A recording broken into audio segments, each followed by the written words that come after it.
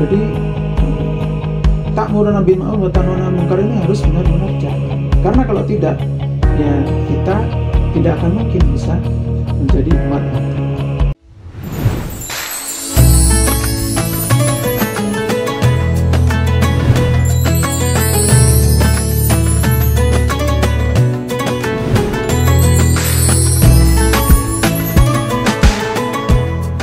Bismillahirrahmanirrahim. Assalamualaikum warahmatullahi wabarakatuh. Waalaikumsalam.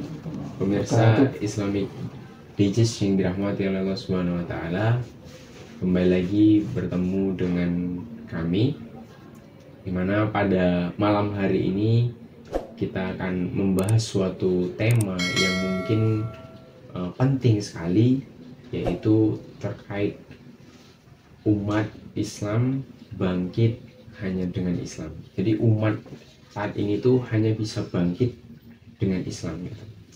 Kenapa seperti itu? Kenapa hanya Islam lah yang kemudian bisa membuat umat ini bangkit?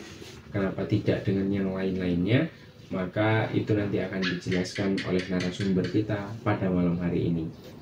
Narasumber kita pada malam hari ini adalah Dr. Andi Nuruzzaman. Beliau merupakan seorang praktisi kesehatan dan juga merupakan seorang pendakwah. Dan saya di sini sudah bersama dengan narasumber kita, yaitu Ustaz Andi Nuruzzaman. Assalamualaikum Ustaz. Waalaikumsalam warahmatullahi wabarakatuh. Gimana kabar Ustaz? Alhamdulillah sehat. Lancar puasanya Ustaz? Insya Allah lancar. Alhamdulillah. Ini sudah memasuki pekan kedua ya Ustaz. Baik para pemirsa Islamic Digest yang dirahmati Allah Subhanahu wa taala, langsung saja kita berikan kesempatan kepada Ustaz Andi Nuruzzaman untuk kemudian menyampaikan materinya terkait umat bangkit hanya dengan Islam. Baik, kepada Ustaz Andi saya persilahkan. Bismillahirrahmanirrahim. Assalamualaikum warahmatullahi wabarakatuh. Waalaikumsalam warahmatullahi wabarakatuh. Alhamdulillahirabbil alamin. Wa binasta'in wa la umuri dunya waddin. Wassalatu wassalamu ala asrofil anbiya'i wal mursalin sayyidina Muhammadin wa ala alihi wa sahbihi ajma'in. Rabbi shrah li sadri wa yassir li amri wahlul 'uqdatam min lisani yafqahu qawli bi rahmatika ya arhamar rahimin.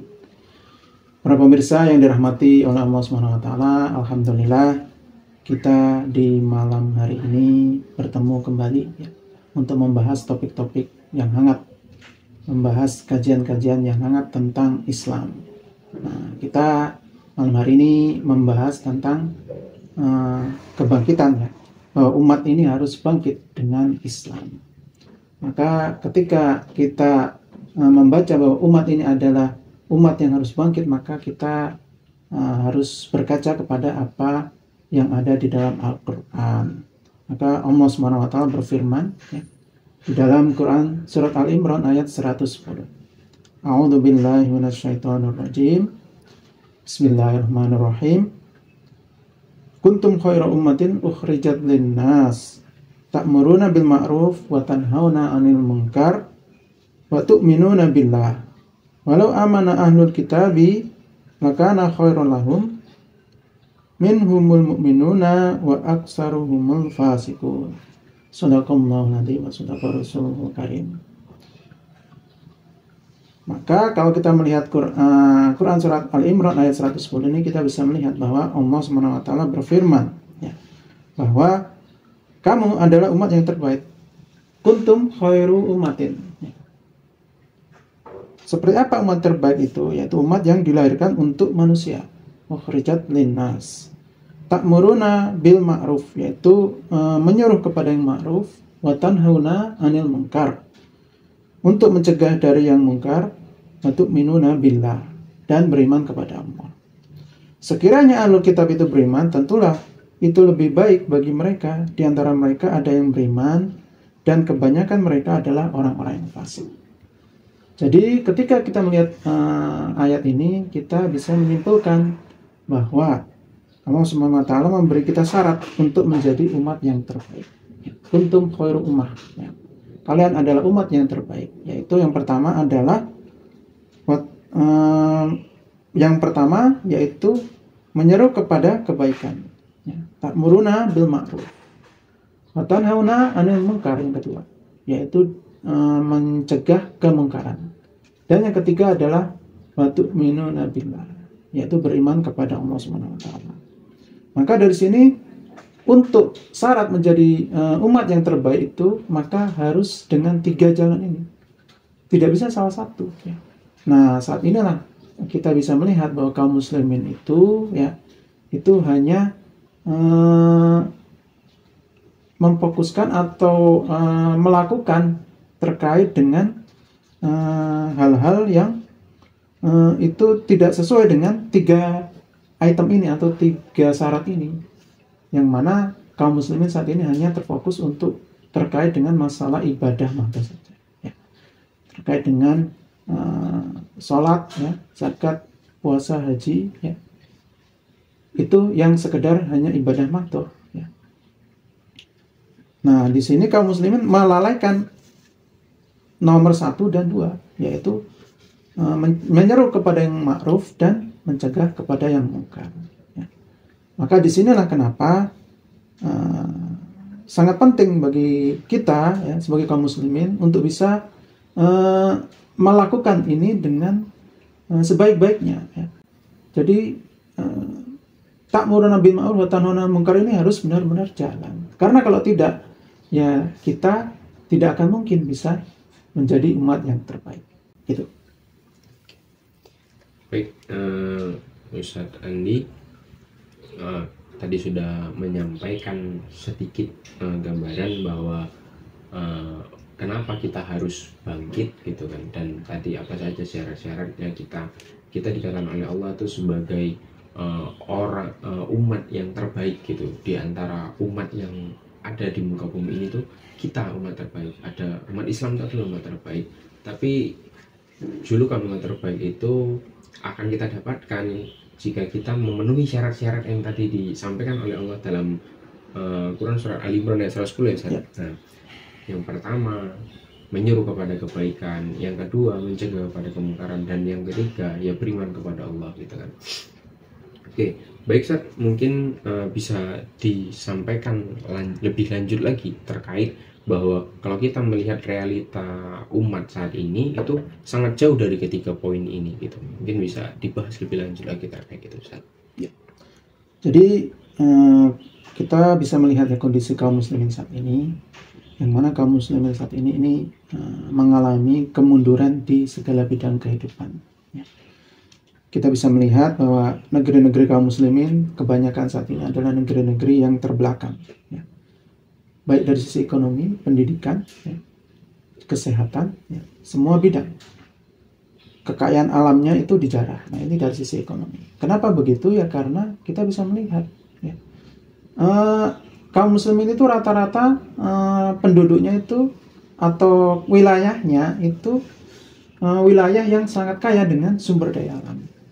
Meskipun itu Arab Saudi ya, yang itu adalah negeri yang kering kerontang ya. Padang pasir, banyak padang pasir, tapi di dalam buminya itu tersimpan minyak yang luar biasa. Nah, itulah kenapa kok bisa terjadi terlihat bahwa kekayaan alamnya banyak, tapi kok kaum muslimin itu tidak menikmati ya, karena itu kekayaan alamnya itu dijarah oleh orang-orang barat. Jadi minyak itu tidak dimiliki oleh kaum muslimin, tadi dimiliki oleh negara-negara barat ya, dalam bentuk yaitu sharing kontrak itu ya, kontrak kerja, yang mana minyaknya itu tidak dimiliki oleh kaum muslimin ya. Jadi ketika kita membeli minyak itu nggak bisa membeli minyak kita sendiri, itu nggak bisa. Karena apa? Karena minyak itu dieksplorasi oleh perusahaan-perusahaan asing. Kemudian kalau kita mau beli minyak ya kita harus terpaksa membeli dengan harga impor. Nah, disitulah kita bisa melihat itu adalah bentuk penjarahan kekayaan alam yang luar biasa. Sehingga dengan adanya perusahaan-perusahaan asing yang ada beroperasi di tengah-tengah kaum muslimin itu tidak menikmati kekayaan alamnya sendiri. Kalau istilah Jawanya itu mati di lumbung padi. Ya. Lumbung padi harusnya bisa dimakan, ini nggak bisa dimakan. Nah, seperti itu. Kemudian juga yang menjadi permasalahan lagi di tengah-tengah kaum muslimin ada negeri-negeri kaum muslimin terjerat dengan utang ya. Dan utang ini tentu saja kalau dalam hukum fikihnya itu adalah seperti riba. Dan riba itu sudah jelas ya di dalam Al-Quran itu sangat dibenci oleh Allah. Selain dibenci oleh Allah, juga akan menimbulkan krisis ekonomi atau kerusakan ekonomi. Sehingga kita bisa melihat negeri-negeri kaum muslimin yang terjerat utang, yaitu ekonominya selalu tidak stabil. Nah, ini masalah yang berikutnya. Kemudian juga selanjutnya yaitu terjadinya korupsi yang merajalela. Karena ketakwaan dari individu kaum muslimin sudah tidak ada ya, sehingga melihat bahwa aktivitas korupsi ya, itu merupakan aktivitas yang wajar ya. Dan semakin lama makin istilahnya itu ya dihalalkan ya, atau sah-sah saja. Kalau dulu zaman dulu ya, zaman Orde Baru itu kan korupsi itu di bawah meja ya. Nah, sekarang itu korupsinya di atas meja. Sekalian juga mejanya dikorupsi. Nah, sangat parah sekali. Gitu. Kemudian hukum-hukum Allah SWT terbengkalai. Kenapa seperti itu? Karena apa? Karena syariat Islam itu hanya dilaksanakan, yaitu seperti yang sudah saya sampaikan sebelumnya tadi, ya, bahwa syariat Islam itu hanya dilaksanakan itu terkait dengan ibadah mahdoh saja, zakat, ya, puasa, haji, ya, seperti itu. Tapi terkait dengan muamalah, terkait dengan hubungan manusia dengan sesama manusia, nah itu tidak memakai aturan dari Allah SWT, tapi memakai aturan buatan manusia. Inilah yang disebut sebagai terbengkalainya syariat Islam. Kenapa? Syariat Islam itu juga kalau kita melihat ya mengatur terkait dengan hubungan manusia dengan sesama manusia. Ya. Tidak hanya terkait dengan ibadah mahdoh saja, yaitu terkait dengan hubungan manusia dengan Al-Khaliq atau penciptanya. Maka disinilah ya kita bisa melihat ya bahwa kaum muslimin itu secara fisik memang merdeka ya. Artinya dari sisi militer tidak terjajah, tapi dari sisi ekonomi, dari sisi politik, dari sisi pendidikan, dari sisi budaya itu kaum muslimin itu dipaksa tunduk ya, kepada kehendak dan aturan dari orang-orang barat dan orang-orang asing, dan juga jangan kita lupa asing juga bermain. Ya. Maka dari itu inilah bentuk dari keterpurukan kaum muslimin. Maka kaum muslimin tidak bisa tidak ya, harus bangkit ya, dari keterpurukan ini. Dengan cara apa ya? Ya tanpa tak terkecuali, maka untuk bisa bangkit dari keterpurukan ini adalah kita meneladani apa yang telah diturunkan oleh sang nabi kita yang mulia, yaitu Nabi Muhammad SAW, dan juga apa yang telah dilaksanakan setelah Rasulullah SAW wafat, yaitu yang dilaksanakan oleh para khulafaur rasyidin dan generasi awal kaum muslimin, dan bukan mengikuti aturan yang disodorkan atau aturan yang dibuat oleh orang-orang barat, seperti apa yang telah disampaikan oleh Imam Malik bin Anas rahimahullah ya, yang menyatakan bahwa tidak akan bisa memperbaiki kondisi akhir umat ini kecuali apa yang telah mampu memperbaiki kondisi generasi awal umat ini. Jadi yang bisa memperbaiki generasi akhir umat ini adalah dengan menjalankan apa yang dulu pernah dijalankan oleh generasi awal kaum muslimin, yaitu pada masa Nabi Muhammad SAW dan para sahabatnya. Ya, makanya umat muslim itu pada zaman dahulu bisa menjadi baik dan bisa menjadi bangkit ya, menjadi umat yang terbaik. Karena itu sekarang pun mereka hanya bisa baik ya, kaum muslimin hanya bisa baik dengan cara Islam ya, dengan cara meneladani apa yang telah diturunkan oleh Rasulullah kepada Rasulullah SAW dan para sahabatnya. Demikian. Para pemirsa yang dirahmati Allah Subhanahu wa taala.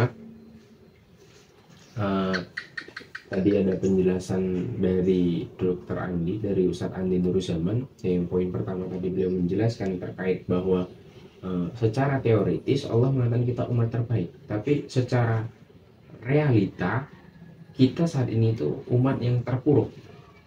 Bukan hanya satu sisi, semua hal kita takut, ekonomi, sosial, pendidikan, bahkan termasuk agama sendiri gitu kan. Orang yang paling banyak tidak mengerti terhadap agamanya ya kaum muslim itu sendiri gitu. Banyak banget yang tidak mengerti terhadap agamanya gitu. Ini fakta yang terjadi gitu. Jadi antara teori yang Allah sampaikan dan fakta itu tidak sinkron gitu. Artinya ada yang salah gitu. Nah, kan cuma ada dua kemungkinan. Apakah pernyataan yang pertama salah? Nah, tentu tidak mungkin bahwa kemudian Allah yang salah. Tentu pasti kita yang ada yang salah gitu. Maka kita harus kemudian mengejar predikat umat terbaik itu gitu. Mengejar predikat umat terbaik. Dan kemudian tadi disampaikan oleh Ustadz Andi bahwa kita terjajah karena kita mengikuti yang seharusnya tidak kita ikuti gitu kan. Kita mengikuti aturan-aturan, mengikuti kehendak-kehendak, mengikuti kemauan-kemauan tadi asing gitu ya. Itu sebenarnya kan bukan seperti itu yang harusnya kita ikuti. Kita kaum muslim gitu, kita punya tuntunan kita sendiri gitu kan. Jangan kemudian tuntunan kita hanya sekedar menjadi tontonan gitu. Karena di bulan Ramadan ini biasanya kan film Rasulullah itu ya kan, film tentang kisah Rasulullah itu sirah banyak ditayangkan, tapi hanya menjadi tontonan, tidak menjadi tuntunan gitu kan. Nah itu harusnya kita jadikan tuntunan gitu para pemirsa sekalian gitu ya. Baik Ustaz, jadi kan ini tadi Ustaz menyinggung bahwa kita harus bangkit dengan Islam dan kemudian caranya yaitu dengan mengikuti Rasulullah gitu kan. Itu seperti apa? Mengikuti Rasulullah itu seperti apa gitu kan? Maka kalau kita melihat sirah Rasulullah SAW, maka Rasulullah SAW memberikan kunci-kunci terkait dengan bagaimana kita sebagai kaum muslimin untuk bisa menjadi umat yang terbaik.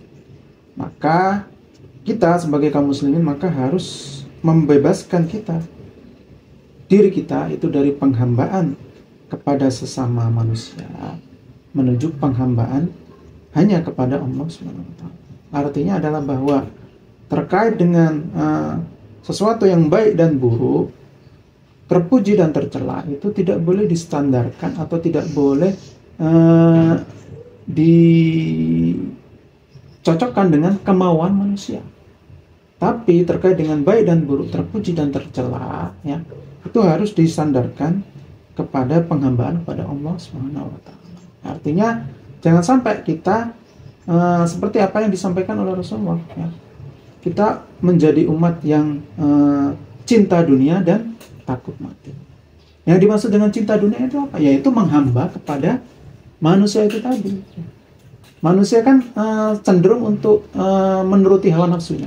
Nah, maka disitulah hawa nafsu itu, ya, terkait dengan hawa nafsu itu, yang dimaksud dengan hawa nafsu itu apa? Yaitu segala sesuatu yang itu bertentangan dengan apa yang telah diturunkan oleh Allah SWT. Maka kita bisa melihat, ya, dalam sirah Nabi, ya, ketika Nabi SAW menyampaikan surat yang ditujukan kepada Nasrani Najran,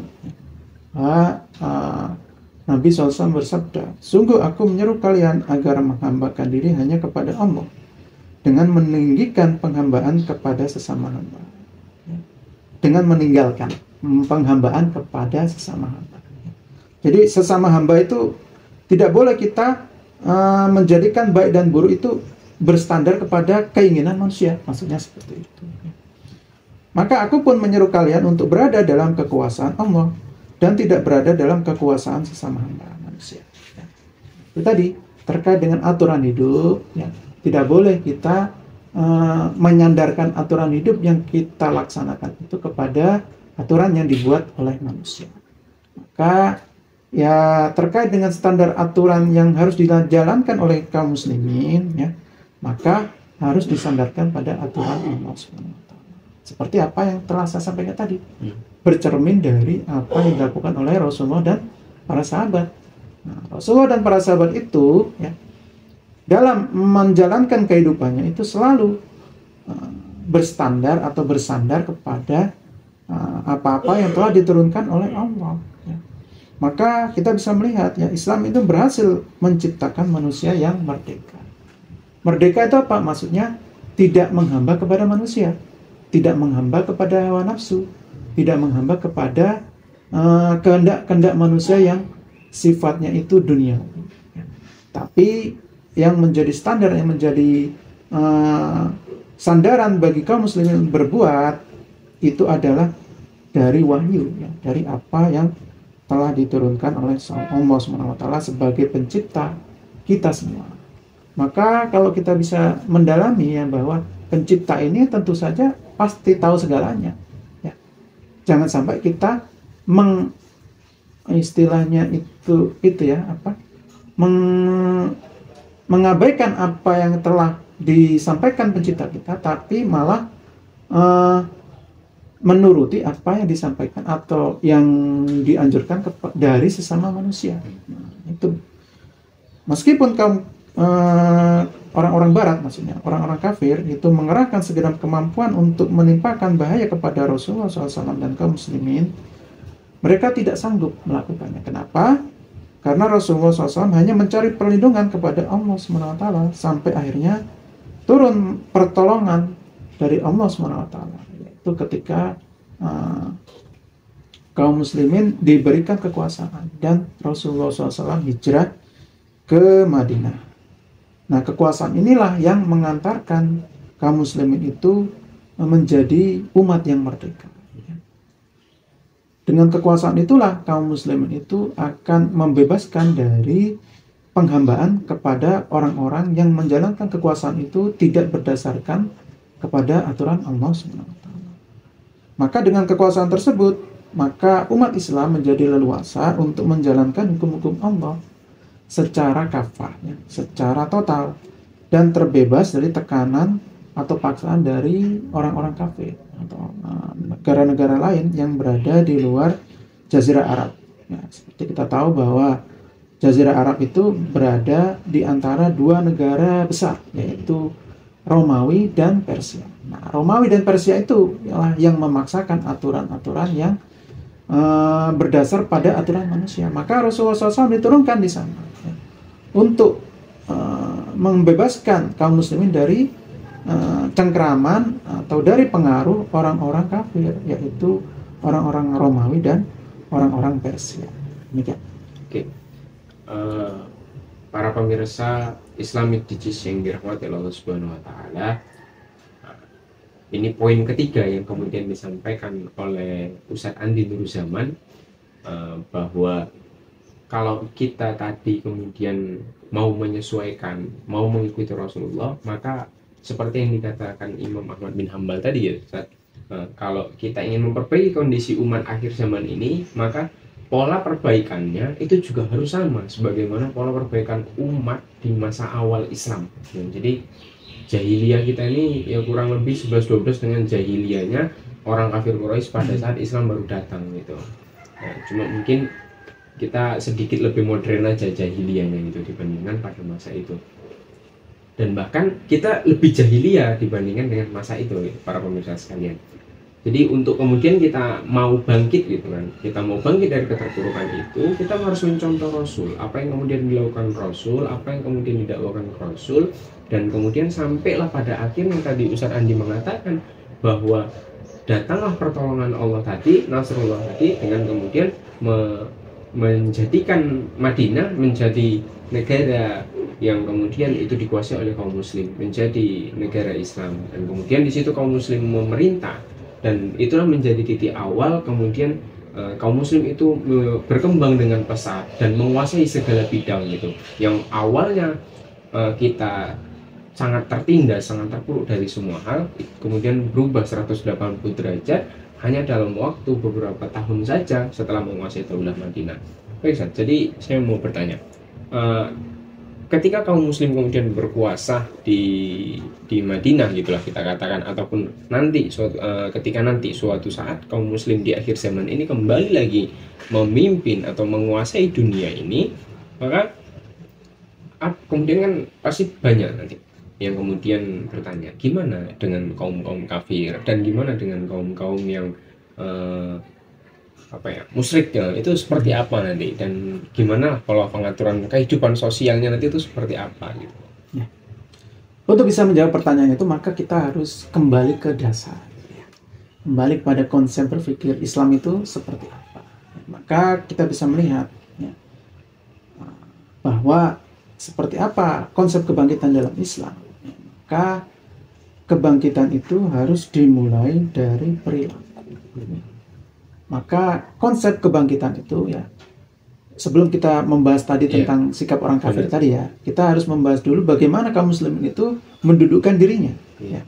Maka terkait dengan kebangkitan ini, maka kaum muslimin itu harus mendasarkan perilakunya itu ya pada perilaku yang sesuai dengan aturan Allah Subhanahu wa taala. Ya, maka kembali ya, untuk bisa mendapatkan perilaku yang sesuai dengan aturan Allah Subhanahu wa taala, tentu saja harus disadari terlebih dahulu ya bahwa konsep berpikir kaum muslimin itu adalah konsep berpikir yang benar. Maka ketika konsep berpikirnya benar, tentu saja akan menghasilkan peradaban yang benar dan peradaban yang maju.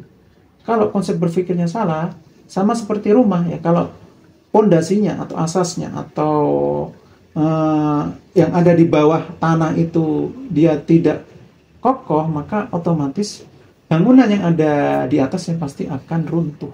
Maka kembali ketika kita ingin umat ini bangkit, maka kita harus kembali kepada dasarnya. Maka yang harus kita bangun adalah dasarnya. Apa yang menjadi dasar kaum muslimin? Yaitu pola berpikir ya, dari kaum muslimin.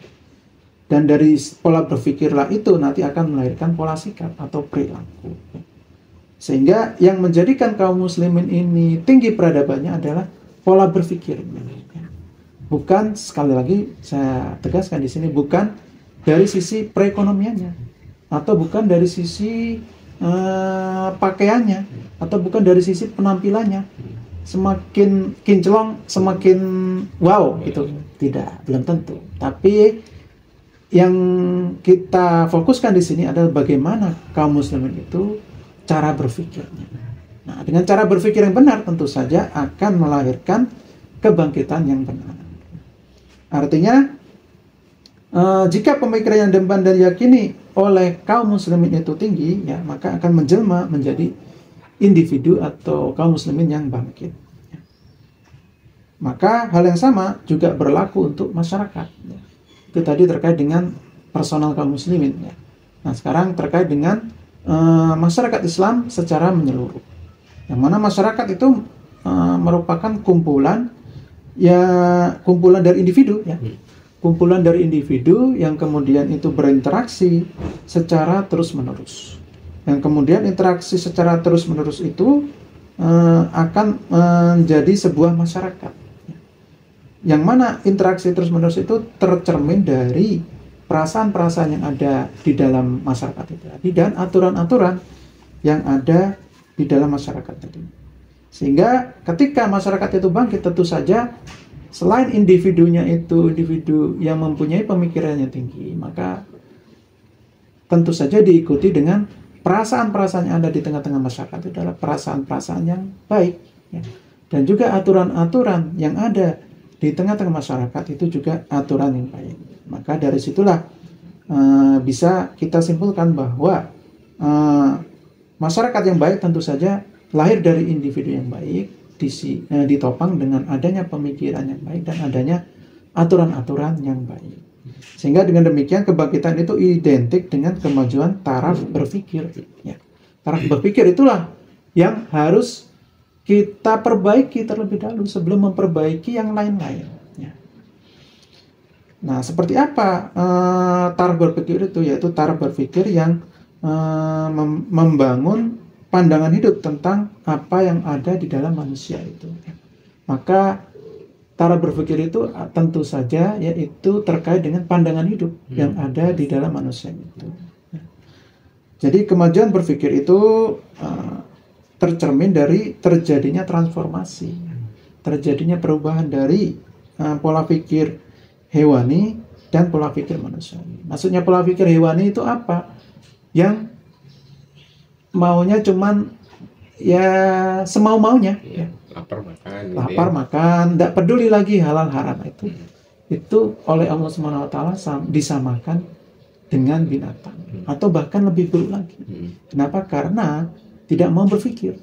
Ya, maka itulah yang membedakan ya manusia dengan binatang. manusia itu bisa berpikir, sedangkan hewan itu tidak diberikan anugerah oleh Allah SWT kemampuan untuk berpikir. Maka disitulah yang menjadi dasar dari kebangkitan ini haruslah pemikiran. Ya. Pemikiran yang seperti apa? Ya. Nah, pemikiran yang terkait dengan manusia itu tadi, yaitu pemikiran yang itu menyangkut pandangan hidup manusia terkait dengan alam semesta, manusia dan kehidupan ini. Kalau pandangan hidup tentang manusia, alam semesta dan kehidupan ini sesuai dengan apa yang diturunkan oleh Allah SWT sebagai sang pencipta kita, tentu saja itu akan membawa kebaikan. Tapi kalau itu tidak sesuai dengan apa yang telah diturunkan oleh pencipta kita, tentu saja akan membawa kepada kehancuran. Ya. Seperti kalau kita umpamakan, kita ini adalah alat ini ya, alat elektronik ya. Tentu saja alat elektronik kan ada yang menciptakan. Maka kalau alat elektronik itu dijalankan tidak sesuai dengan perintah yang menciptakan, tentu saja akan mengalami kerusakan. Ya. Tidak berjalan dengan semestinya. Sama seperti kita manusia. Manusia ini diciptakan oleh siapa? Yaitu oleh Allah SWT. Kalau kita sadar hal itu, ya, itu adalah pemikiran yang mendasar. Pemikiran yang menjadi pedoman hidup kita atau pandangan hidup kita, yaitu bahwa kita itu adalah makhluk, kita membutuhkan pencipta kita, yaitu Allah SWT. Otomatis selanjutnya kita akan selalu terikat dengan apa yang diturunkan atau apa yang telah ditulis atau apa yang telah diberikan aturan kepada kita untuk kita jalankan. Nah, pengaturan urusan manusia itu ya ditentukan didasarkan pada pemikiran yang mendasar tadi ya, tentang alam semesta, manusia dan hidup. Yang itu melahirkan keterikatan kita kepada Al-Khaliq ya. Kebutuhan kita kepada Al-Khaliq, dan tentu saja melahirkan pemahaman bahwa kita ini harus dalam hal terkait dengan kehidupan ini mengambil aturan dari apa yang telah diturunkan oleh sang pencipta kita, yaitu Allah SWT. Nah, itulah dasar dari kebangkitan. Sehingga kebangkitan itu tidak bisa tidak, itu harus dari pandangan hidup. Kalau istilah kerennya sekarang ini ideologi. Ya, seperti itu. Ya, jadi kaum muslimin ini harus bangkit, ya, harus memperbaiki dirinya dari ideologi. Dari pandangan hidupnya, dari taraf berpikirnya menjadi taraf berpikir yang bangkit. Ya. Kemudian kalau terkait dengan bagaimana ya ideologi atau pandangan hidup yang sahih, yang sesuai dengan apa yang diturunkan oleh Allah, maka kita bisa melihat, maka di dunia ini ya, terdapat 3 macam pandangan hidup. Ya. Pertama, pandangan hidup kapitalisme, sekularisme. Kemudian yang kedua, pandangan hidup sosialisme. Dan yang ketiga, pandangan hidup Islam. Ya. Nah, kalau kita bisa melihat ya, sebaliknya Indonesia yang klaim bukan negara sekuler dan bukan pula negara Islam ini tidak pernah bangkit. Kenapa? Karena tidak menjalankan pandangan hidup 3 ini tadi. Nggak 100%. Nggak 100%. Ya. Kapitalisme iya, sosialisme iya, Islam iya. Makanya kita menjadi negara gaduh-gaduh. Iya. Nah, artinya negara yang tidak jelas, yang tidak mempunyai visi. Kenapa? Kenapa tidak mempunyai visi? Karena tidak mempunyai pandangan hidup yang khas. Dan pandangan hidup yang khas itu cuma 3 itu tadi. Pandangan hidup Islam, pandangan hidup komunis, dan pandangan hidup kapitalis. Itu saja. Ya. Nah, akibatnya ekonomi kita amblas. Kenapa? Karena kita menjalankan ekonomi kapitalis, maka kita dikuasai oleh kaum kapitalis. Ya. Dan segelintir orang dari orang-orang yang berduit. Ya. Istilahnya oligarki. Ya. Maka pihak-pihak yang merusak dan mengacak-ngacak Islam ini malah dilindungi dan dilestarikan. Kenapa? Dengan alasan menjaga itu tadi. Ya. Hegemoni ekonomi itu tadi. Kenapa kalau aturan Islam ini diterapkan, otomatis yang akan merugi pertama adalah orang-orang oligarki tadi yang menguasai ekonomi, yang mana yang menyebabkan ekonomi kita itu seperti menjadi gap yang sangat luar biasa antara si kaya dan si miskin.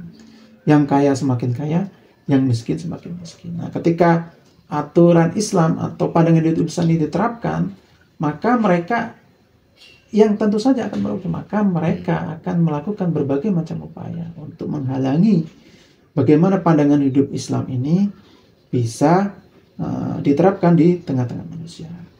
Gitu. Ya, jadi ini penjelasan dari Ustadz Andi Nuruzzaman terkait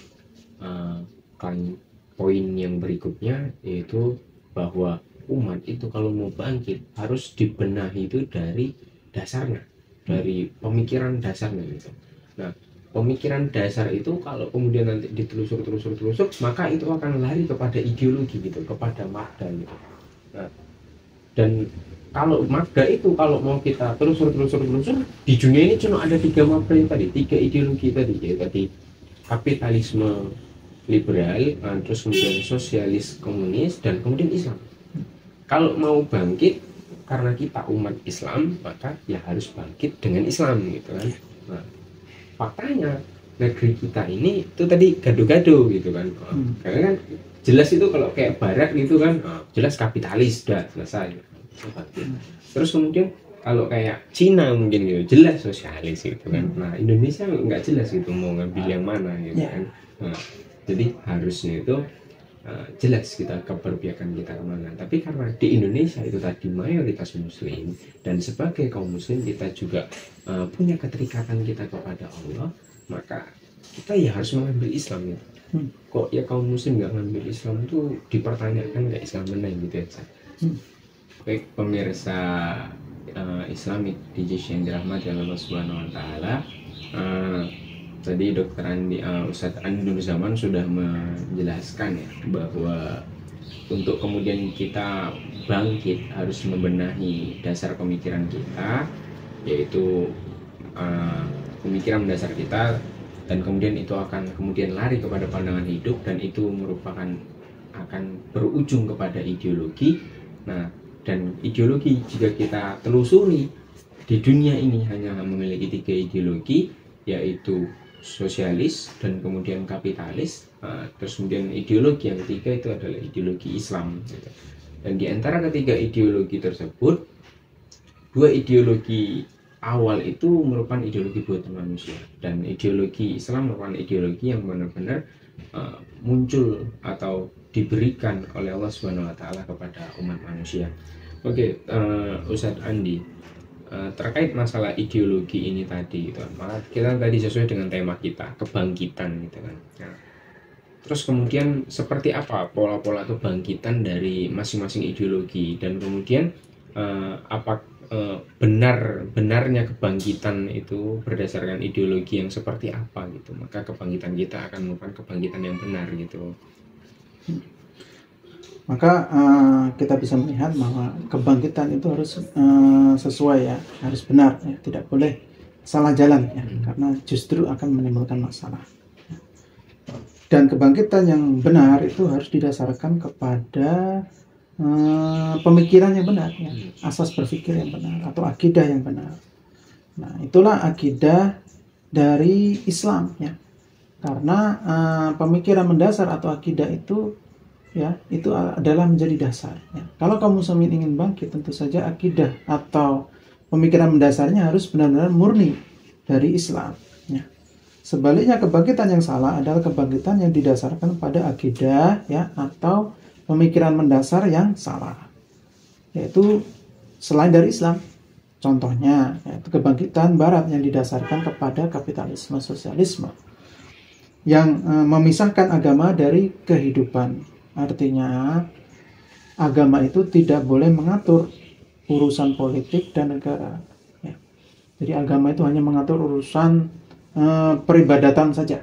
Nah, itu adalah cara berpikir atau konsep berpikir atau asas berpikir dari kapitalisme, sekularisme. Kemudian juga tidak bisa kita mengikuti asas berpikir atau prinsip berpikir dari sosialisme yang menganggap agama itu adalah candu. Agama itu tidak boleh ada di tengah-tengah masyarakat, ya. Dan dalam hal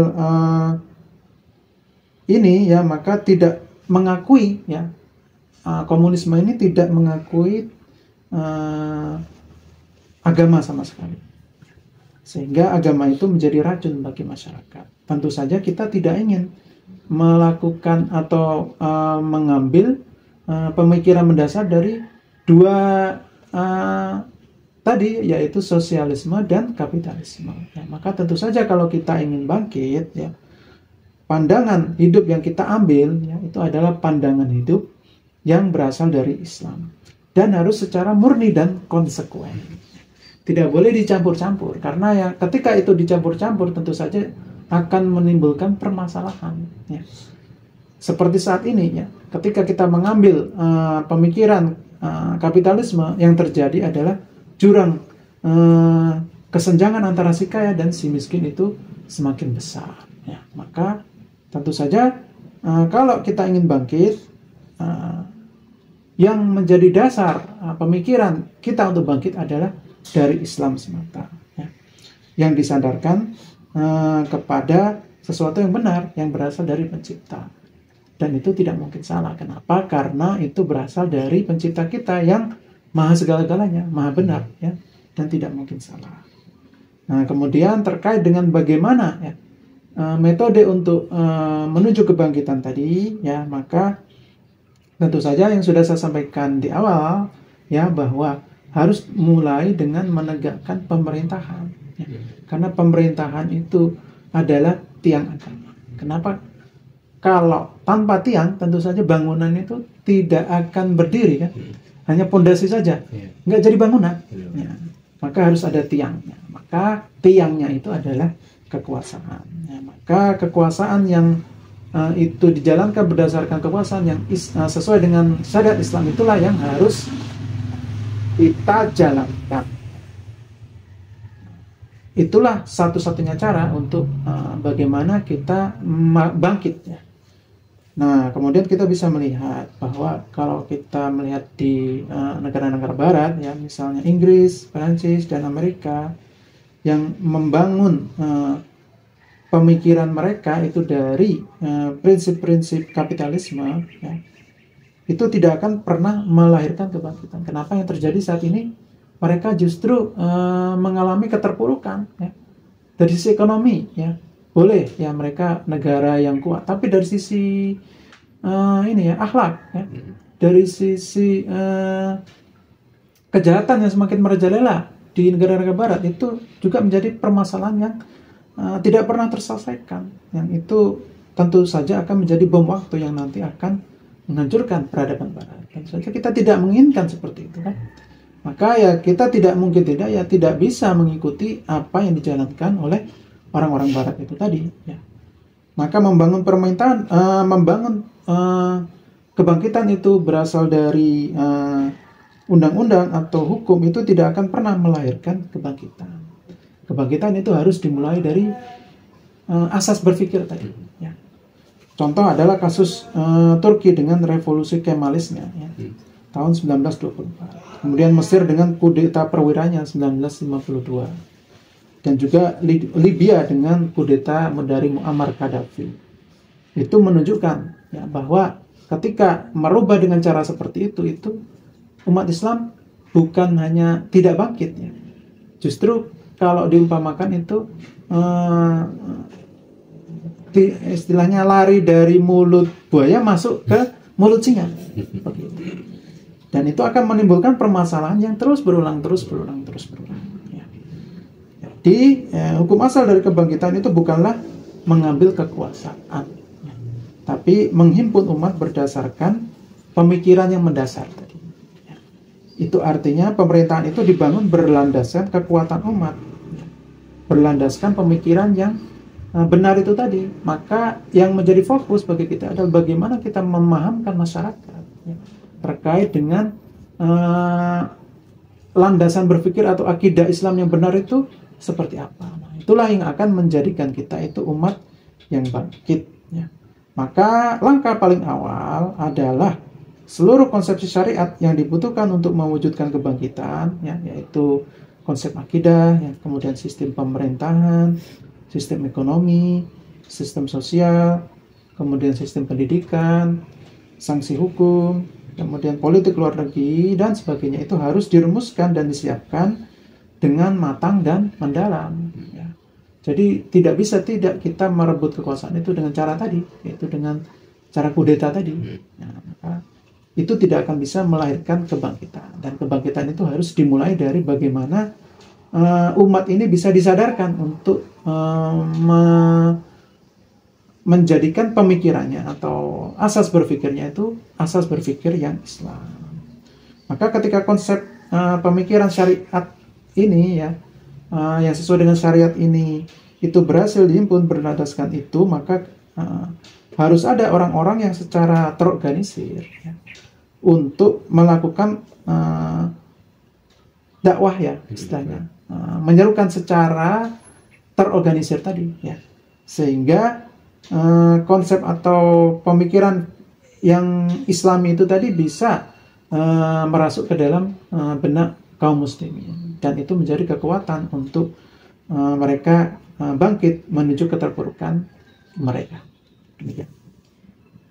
Baik, para pemirsa Islamic Digest yang dirahmati Allah Subhanahu wa taala.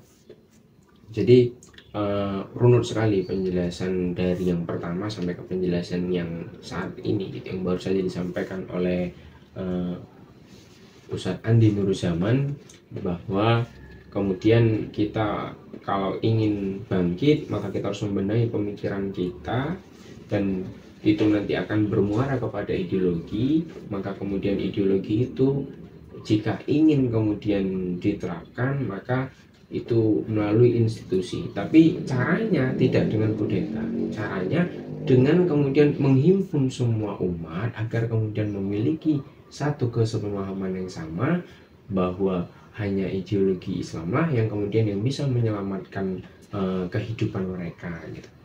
Baik, Dokter Andi, terkait metode kebangkitan tadi sudah, maka kemudian setelah itu apa yang akan kemudian terjadi setelah kemudian itu terwujud, gitu? Ya. Jadi umat Islam itu adalah kumpulan dari manusia, ya, yang diikat dengan akidah Islam, ya. Baik itu dia sipil, ya, maupun militer, baik itu birokrat ataupun rakyat, ya. Baik itu santri abangan, santri yang modern, tradisionalis dan sebagainya, ya. Itu mereka harus disosialisasikan tadi terkait dengan pemikiran mendasar yang Islami tadi. Sosialisasi itu harus dilakukan sehingga berpengaruh kepada mereka. Artinya mereka benar-benar memiliki kesadaran yang utuh. Nah, setelah itu muncullah kesadaran ideologis, ya, bahwa konsep yang Islam itu harus diwujudkan. Maka harus muncul dulu kesadaran secara asasi tadi, secara mendasar tadi, ya, mendasar atau kesadaran ideologis tadi. Kesadaran secara mendasar tadi harus terbentuk di tengah-tengah umat, sehingga umat tergerak untuk mewujudkan syariat Islam ini secara real, ya. Nah, seiring dengan sosialisasi itu, maka wajib diupayakan, ya, agar umat Islam itu menginginkan kebangkitan, ya, dengan kesadaran politik itu tadi, ya. Dengan begitu mereka tahu ancaman terhadap Islam, umat, negara, masyarakat, dan diri mereka. Karena kalau kita tidak mempunyai kesadaran secara asasi atau secara ideologis tadi, tentu akan mudah dibelokkan, akan mudah diselewengkan oleh musuh-musuh Islam, ya, sehingga justru malah kebangkitan itu menjadi berbelok, ya. Bukan menguntungkan kaum muslimin, justru malah merugikan kaum muslimin dan menguntungkan orang-orang kafir. Maka setelah mayoritas komponen umat Islam itu menerima dan mendukung, maka dukungan politik terhadap pemikiran mendasar itu akan bisa menguat, ya.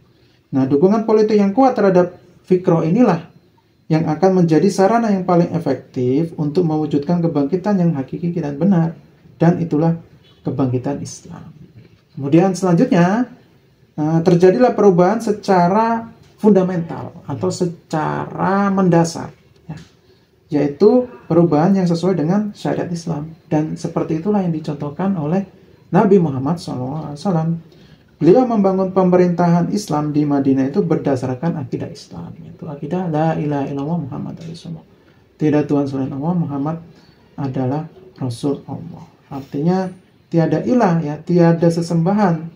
Seperti yang sudah sampaikan tadi, ya, tiada sesembahan maksudnya itu terkait dengan baik dan buruk itu tidak berdasarkan kepada manusia, tapi ilah kita, ya, mendasarkan diri tentang baik dan buruk itu hanya kepada Allah SWT. Dan kebangkitan umat Muslim itu, ya, adalah menghimpun kekuatan Islam dengan pemikiran yang Islami tadi, kemudian mengarahkan mereka untuk hidup secara Islami dan membangun pemerintahan berdasarkan fikro atau syariat Islam tadi.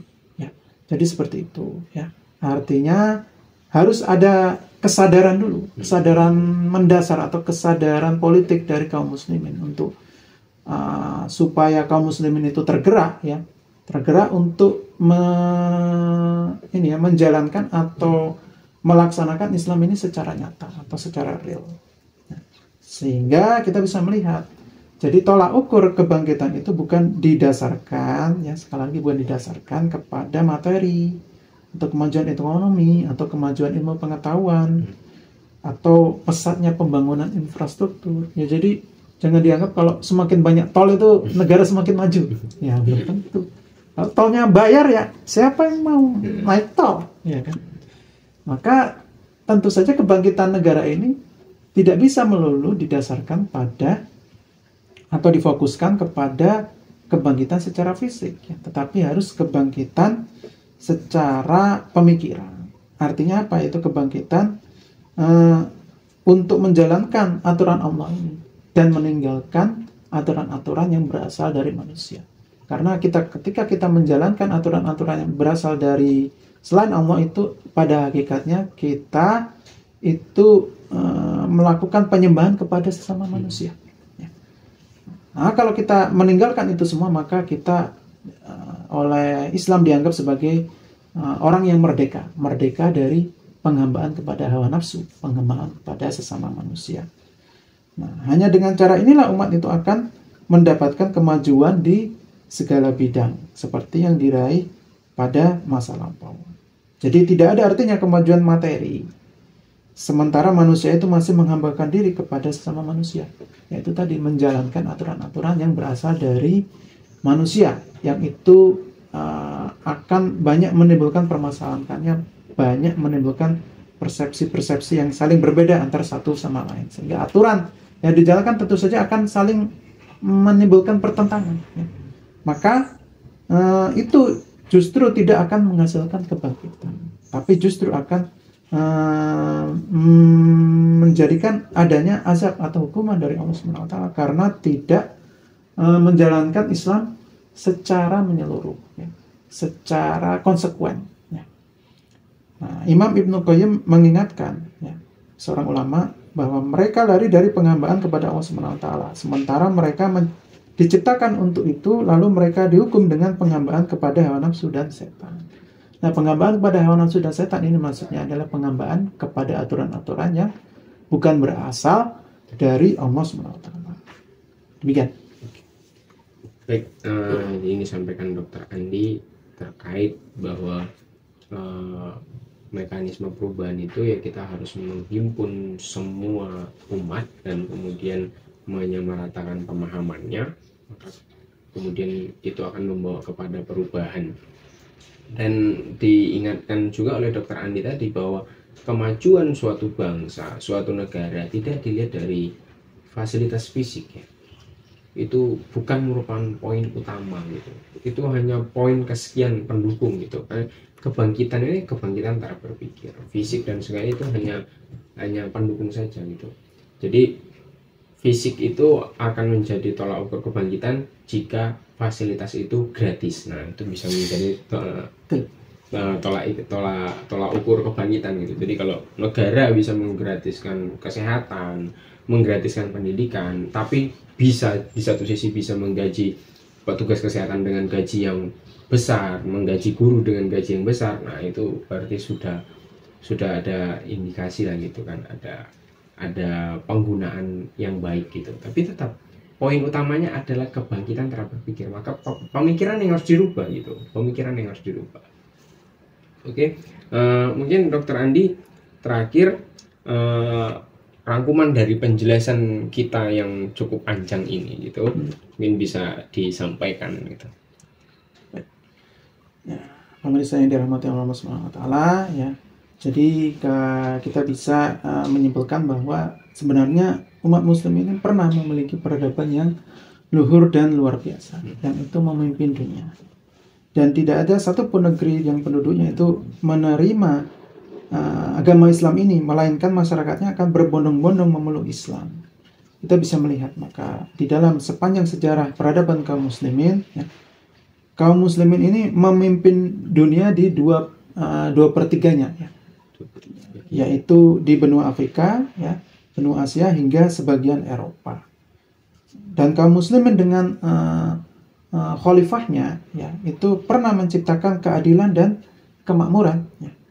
Dan khalifah itu kemudian bersama-sama dengan umat itu meleburkan umat manusia tanpa ada perbedaan suku, bangsa, jenis kelamin, ras, dan bahasa. Kita bisa melihat ras Persia ditaklukkan, ya, oleh kaum muslimin. Kemudian peradaban Romawi yang dulu ada di